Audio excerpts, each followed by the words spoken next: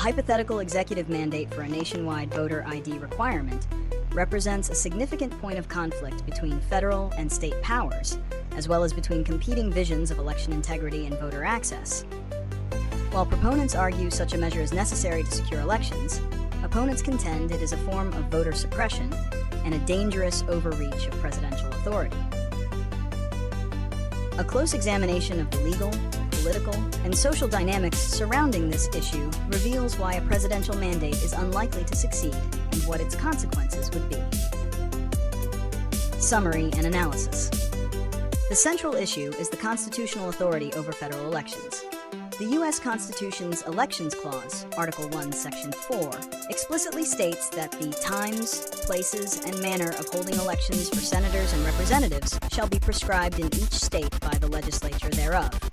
But the Congress may at any time by law make or alter such regulations. This clause establishes a clear hierarchy.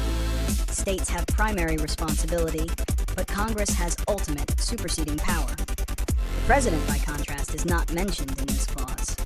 Therefore, a presidential executive order attempting to unilaterally impose a national voter ID standard would be on shaky legal ground from the outset.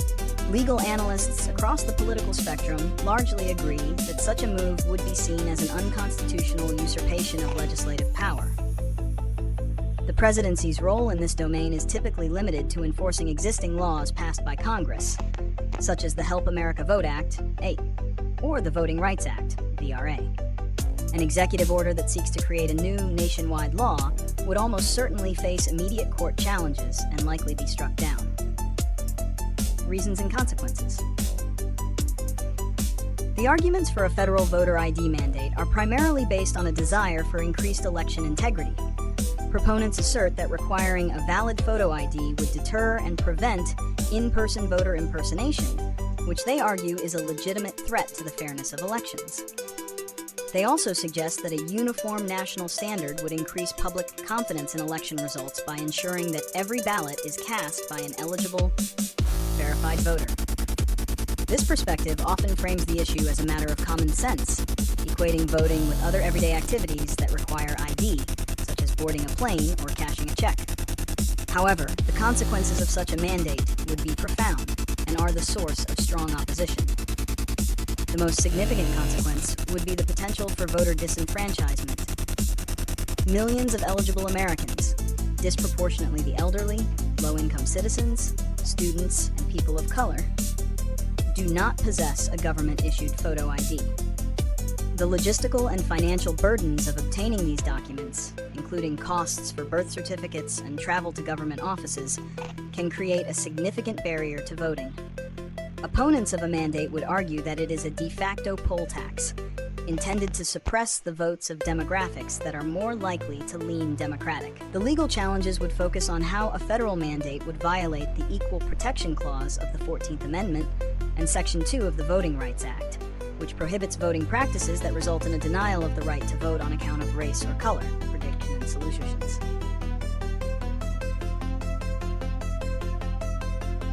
Given the constitutional framework and historical precedent, a presidential mandate on voter ID would not be a tenable long-term solution.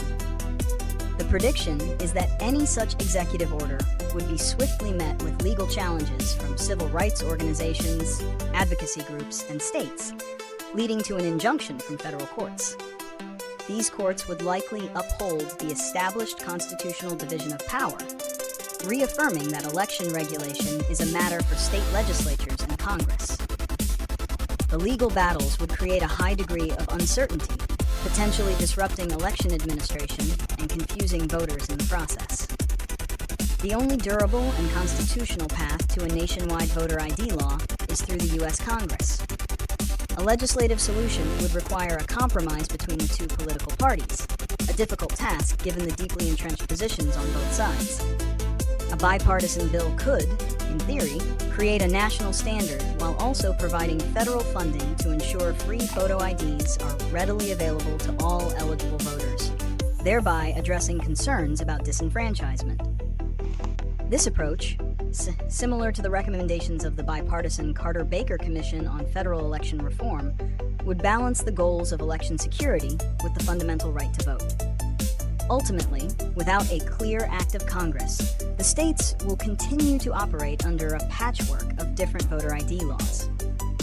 The debate will remain a key political issue, but the power to create a uniform national standard lies solely with the legislative branch, not the executive.